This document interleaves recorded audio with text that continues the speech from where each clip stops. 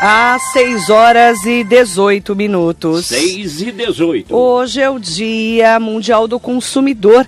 Isso mesmo, dia 15 de março, comemoramos o Dia do Consumidor. Entretanto, temos muito para comemorar e muito também para sabermos aí sobre os nossos direitos.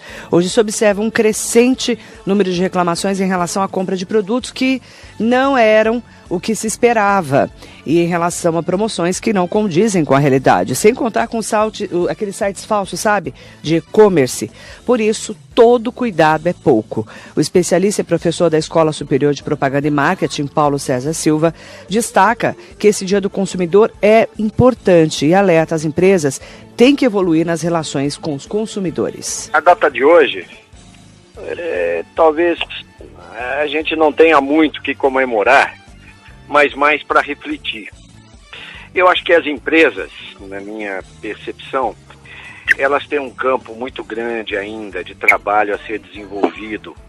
Esse trabalho de natureza até filosófica, no sentido de colocar como a centralidade das suas operações com os olhos no cliente, ou seja, o pensamento, a mentalidade da empresa está voltada para uma filosofia de serviço ao cliente.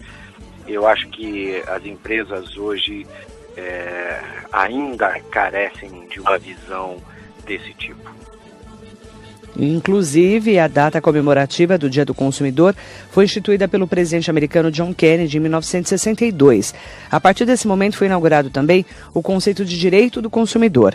No Brasil, o Março na Defesa do Consumidor acontece em 1990 com a publicação do Código de Defesa do Consumidor.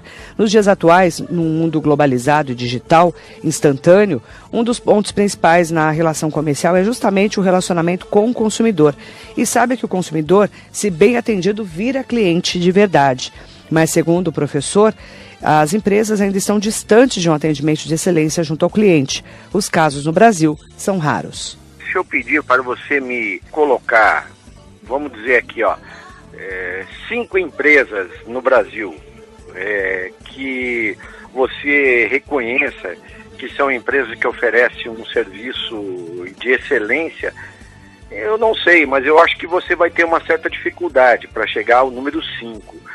Talvez você tenha 1, 2, 3 empresas que você se notabiliza, vamos dizer assim, por um bom atendimento. Mas isso ainda não é uma coisa, vamos dizer, disseminada o serviço ao cliente. Então nós temos muito que trabalhar ainda, muito para fazer pelo cliente. Apesar do código, apesar dessa reflexão toda que se leva, tal, mas nós deixamos muito a desejar. E neste dia 15 de março, o momento é de reflexão do nosso papel na luta de conquistar as melhores condições de compras. O professor da Escola Superior de Propaganda e Marketing, Paulo César Silva, afirma que as empresas vivem num ambiente como se fosse uma gangorra. Às vezes se voltam aos clientes, mas na maioria dos casos olham apenas para os seus interesses. Qualquer empresa, ela vive numa espécie de uma gangorra, né? Tem hora que vai pesar muito ela voltada para si mesma.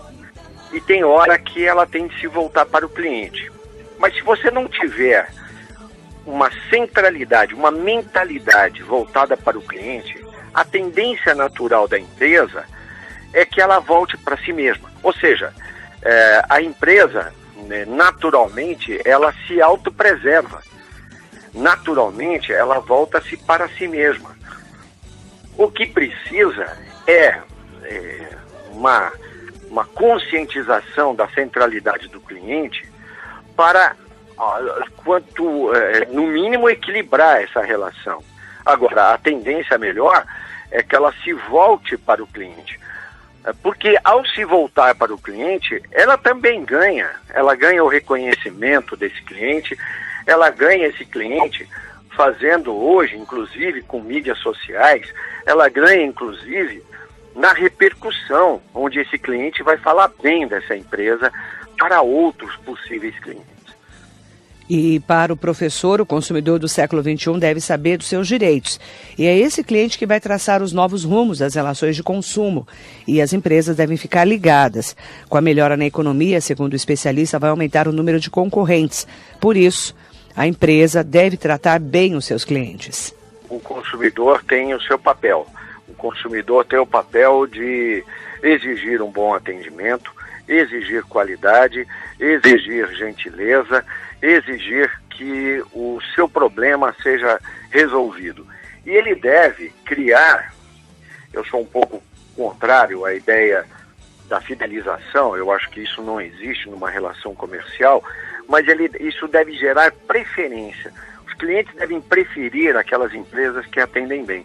Eu faço aqui uma recomendação, não vá em empresas que te atendam mal. Não procure essas empresas, pare de ir numa empresa que não te presta um bom serviço.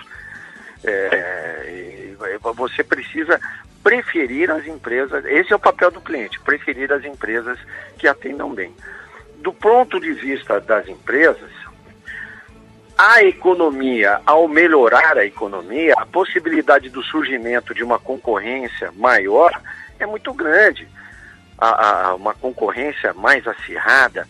Ora, uma arma para você combater a sua concorrência é você oferecer um serviço de excelência. Essa é uma oportunidade para as empresas sacudirem esse mercado. E para esse dia 15 de março, o Dia do Consumidor, o professor da Escola Superior de Propaganda e Marketing, Paulo César Silva, deixa dicas para as empresas melhorarem sua relação com o consumidor. Eu vou falar aqui 3 coisas. Em primeiro lugar, adote uma filosofia com a centralidade do cliente. Segunda dica, para as empresas atenderem bem, só contrate pessoas gentis. Não contrate pessoas que vão gerar problema na relação com o cliente. Em terceiro lugar, trate bem o seu funcionário, porque ao tratar bem o seu funcionário, ele vai tratar bem o seu cliente. Dicas importantes, o consumo sempre fará parte da vida de todos nós. Não há meios de fugir dessa realidade, né? Não há como estudar, trabalhar, comer, se relacionar sem ter um pequeno ou grande gasto.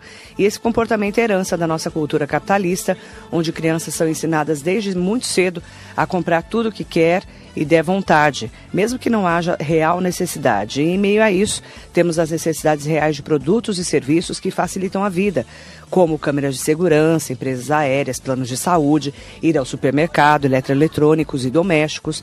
E quando esses demonstram ser uma grande dor de cabeça, então, essa conscientização de que existem os direitos do consumidor com código que previne diversas práticas abusivas de empresas em geral e prestadores de serviços com surgimento no Brasil em 1988 é muito importante, pois previne que os consumidores saiam no prejuízo em casos de compras enganosas, danificadas ou arrependimentos.